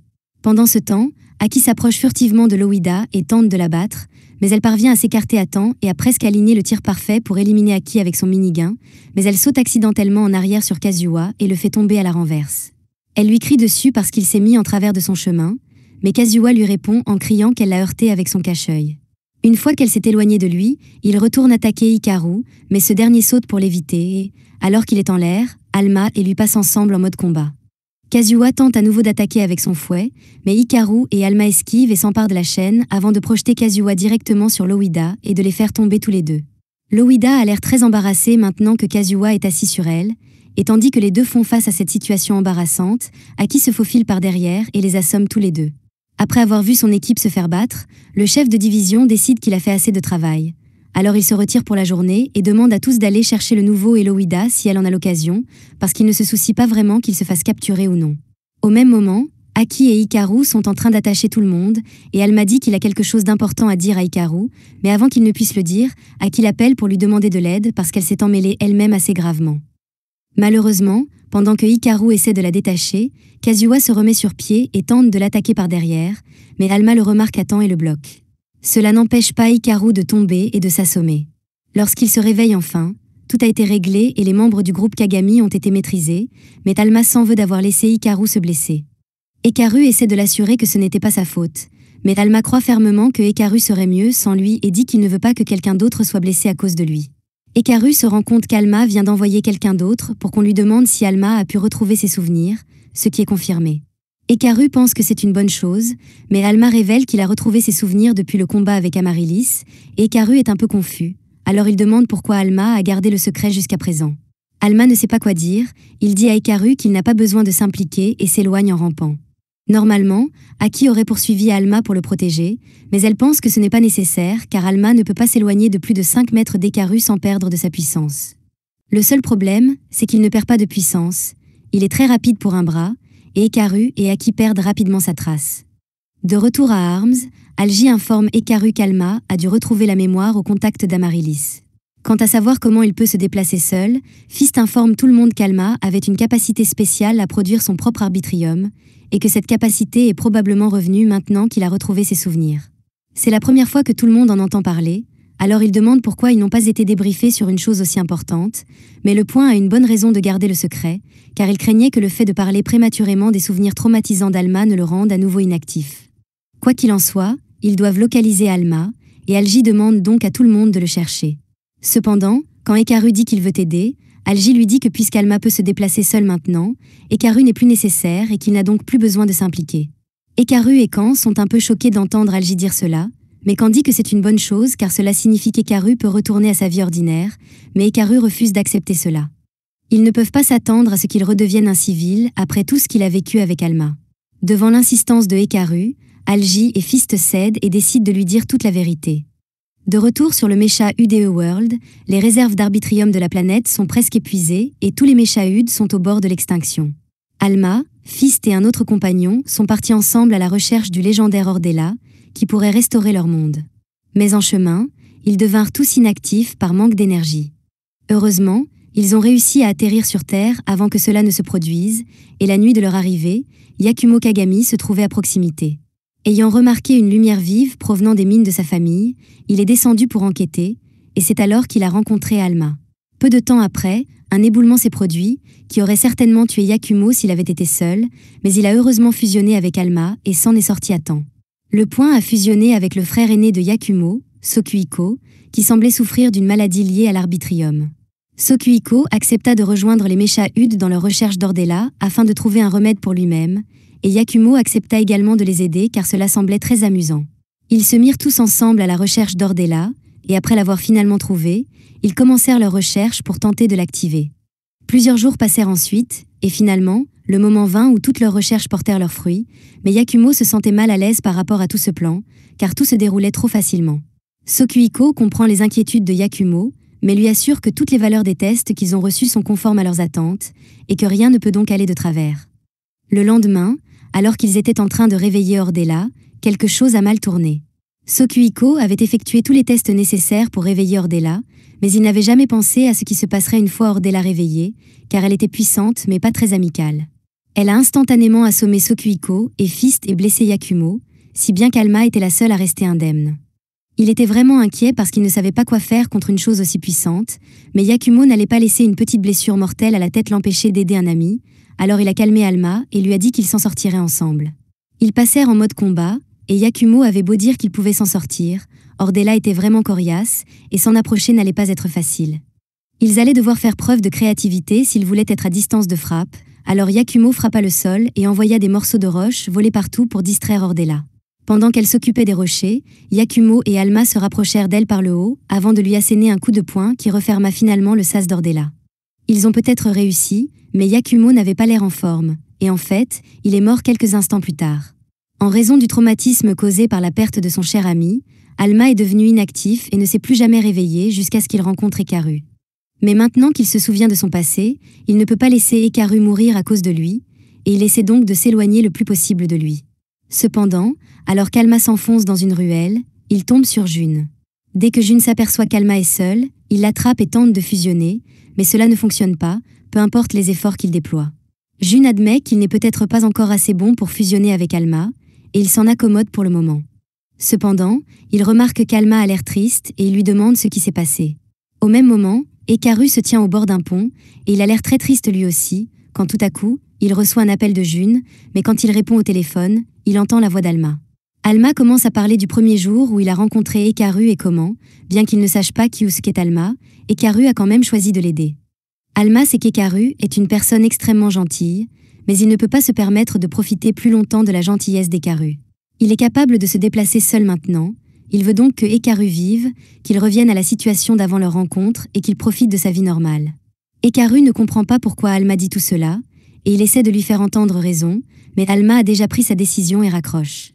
Il prévoit de rester avec Jun pendant un certain temps, mais à la seconde où Jun sort de la ruelle, Toto apparaît, et il n'a pas l'air d'être là pour une discussion amicale. De retour sur le pont, Hikaru est toujours en train de réfléchir au sens de sa vie quand Taki arrive pour lui demander s'il a retrouvé Alma. Hikaru lui répond qu'il n'y a plus de raison de chercher Alma car elle n'a plus besoin de lui, mais il est interrompu par Aki qui lui donne un coup de poing au visage. Elle s'excuse de l'avoir frappé si fort car elle essayait de se retenir, mais elle ne peut pas supporter de l'entendre dire cela. Alma agit ainsi parce qu'il est hanté par son passé, et Aki sait ce que c'est que d'être envahi par la culpabilité du passé. Elle sait aussi qu'Alma a besoin de quelqu'un à ses côtés en ce moment, et même si Hikaru pense qu'Alma n'a pas besoin de lui, Aki, elle, en a besoin, et elle veut donc qu'il l'aide à ramener Alma à la vie. Hikaru se rend compte qu'elle a raison et accepte de partir à la recherche d'Alma, mais tout à coup, Aki reçoit un appel du quartier général d'armes. Ils viennent d'apprendre qu'Alma a été capturée par le groupe Kagami, et qu'ils sont sur le point de l'utiliser pour déceler Auréla. Jun pense que Toto est là pour le ramener chez lui, mais il ne veut pas partir. Il attrape donc Alma et tente de l'utiliser comme batte de baseball, mais Toto l'attrape facilement et met un carcan à Alma pour le contenir. Il est en fait ici sur ordre du frère aîné de Jun, alors il s'excuse mais dit qu'il va devoir les ramener tous les deux au quartier général de Kagami et les jette à l'arrière d'un camion. Aki et Hikaru sont à la recherche d'Alma, mais comme Hikaru court trop lentement, elle le porte sur ses épaules pour gagner du temps. Cependant, ils n'ont toujours aucune idée de l'endroit où trouver Alma, alors Kan appelle Aki et lui dit qu'il a trouvé quelqu'un pour les aider à chercher. Quelques secondes plus tard, Kajmaru débarque sur le toit et déclare hardiment qu'il est là pour aider Aki dans ses recherches. Cependant, Warner veut juste rentrer chez lui car il en a assez d'entendre la voix de Kajmaru.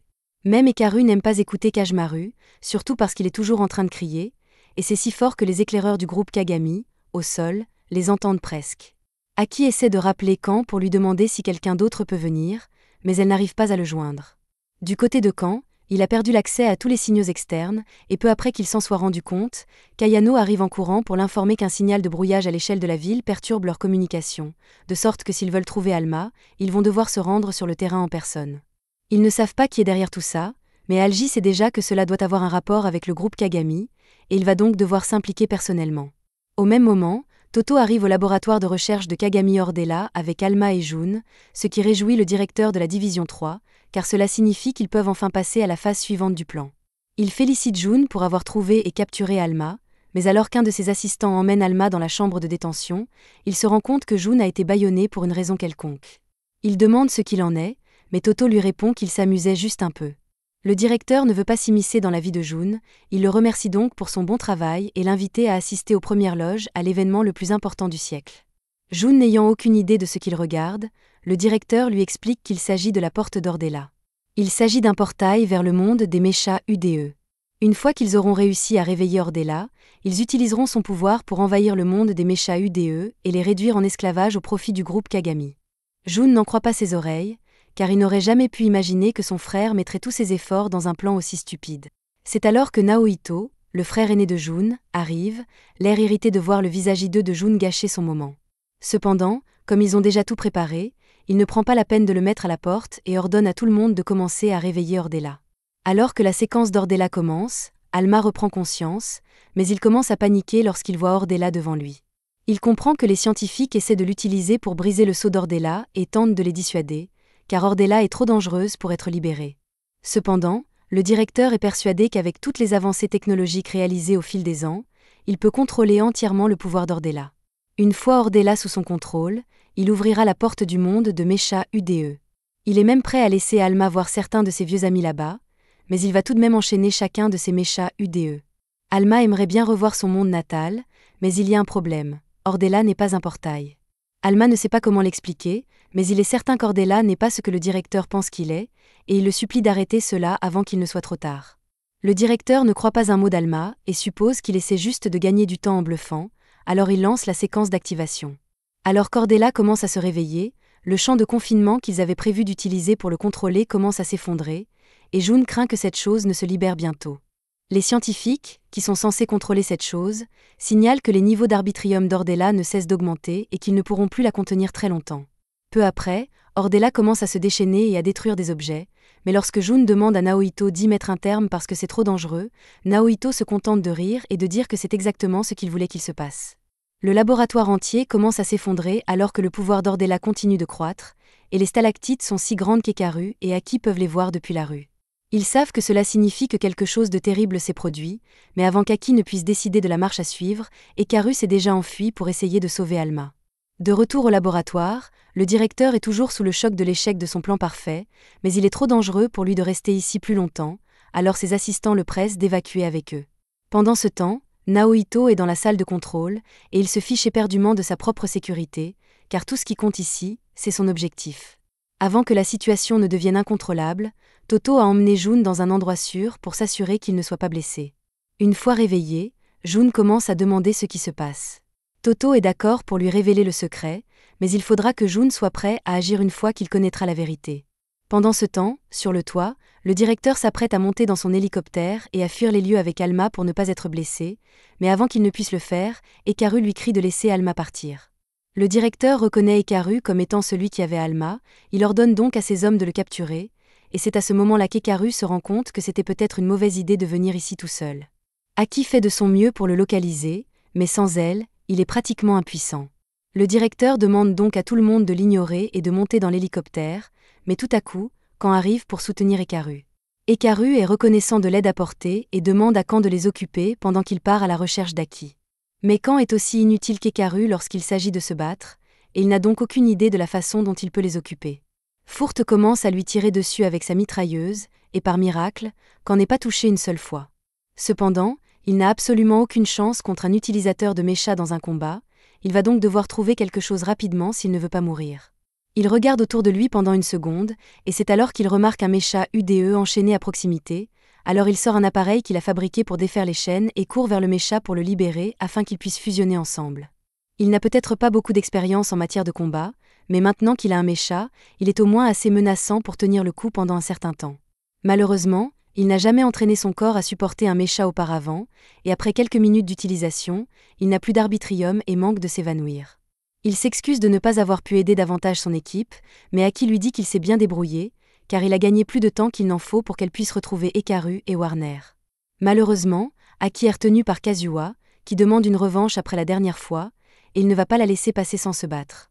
Il est passé par un processus d'intégration de son mecha au plus profond de son corps, et il pense que grâce à cela, il devrait être capable de surpasser Aki dans tous les domaines.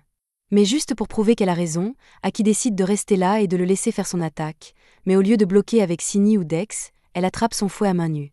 Elle lui fait comprendre que ce n'est pas son mecha qui l'empêche d'avancer, mais que c'est son propre manque d'habileté et de force qui le fait perdre encore et encore. Tant qu'il n'aura pas appris à accepter ses faiblesses et à en tirer parti, il ne pourra jamais la battre. Kazuha refuse d'accepter qu'il est simplement plus faible qu'Aki, alors il la charge à nouveau, mais cette fois, Aki n'a pas la patience de montrer sa domination, alors elle l'assomme. Maintenant qu'elle s'est occupée de Kazuha, elle veut se dépêcher de rattraper Hikaru et Kan, mais avant qu'elle ne puisse partir, quelqu'un se présente pour interférer avec elle une fois de plus. Le gars s'appelle Namba, et il dit qu'il veut juste parler un peu, mais Aki n'a jamais été d'humeur à discuter, alors elle essaie immédiatement de l'assommer aussi. Cependant, il semble que la nonchalance de Namba ne soit pas pour rien car il évite sans effort Aki et lui dit qu'il ne veut vraiment pas se battre. Il est juste là pour faire son travail, sinon son salaire va être réduit, et il ne peut pas se permettre de perdre son emploi car cela ruinerait son plan de retraite. Il la supplie de faire demi-tour et de rentrer chez elle pour ne pas avoir à frapper un enfant, mais Aki refuse de se retirer, et Namba est donc forcé d'engager le combat contre elle. Aki commence à se faufiler à travers la pièce et tente d'embrouiller Namba, mais lorsqu'elle tente de porter le coup de grâce, Namba bloque facilement son attaque avec son mecha et dit que les petits enfants comme elle ne devraient pas se promener avec des mechas aussi puissants. Il admet qu'elle est assez douée, mais il est temps pour lui de la blesser un peu pour qu'elle apprenne à ne pas se frotter aux adultes. Il sort alors son mecha épée et commence à se battre avec Aki, et à son crédit, elle se débrouille plutôt bien contre lui, compte tenu de son expérience. Pendant ce temps, Hikaru et Warner atterrissent en catastrophe devant le directeur. Ce dernier voit qu'il commence à perdre le contrôle de la situation, il ne veut donc pas perdre plus de temps et monte dans son hélicoptère pour s'enfuir. Cependant, alors qu'il est sur le point de décoller, son hélicoptère est arrêté par l'un des anciens membres de la Division 3, Trig, qui le tient littéralement à main nue. Kan se réjouit de l'arrivée des renforts, mais ne comprend pas pourquoi Trig les aide. Kayano lui explique alors que Trig a le béguin pour elle, et qu'il essaie simplement de se mettre dans ses petits papiers.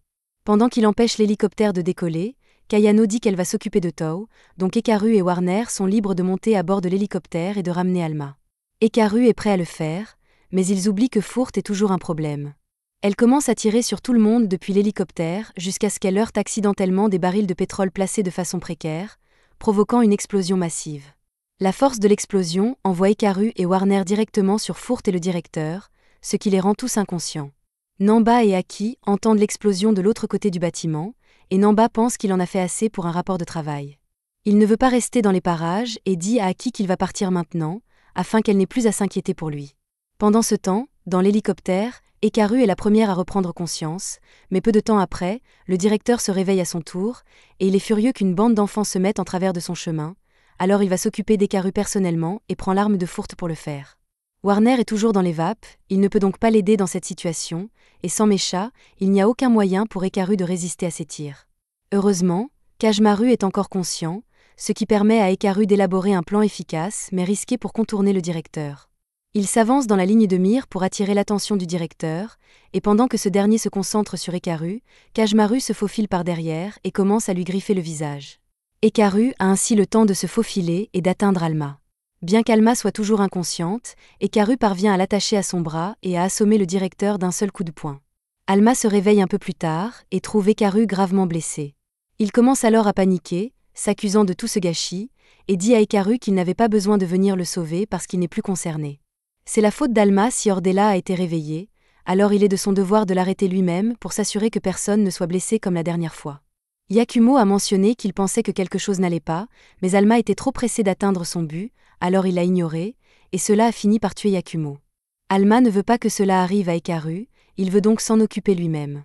Hikaru comprend qu'Alma se sent accablée par la mort de Yakumo, et il compatit avec lui. Mais ils ont encore une ville à sauver, alors il se lève et dit qu'ils doivent se dépêcher s'ils veulent arrêter Ordella.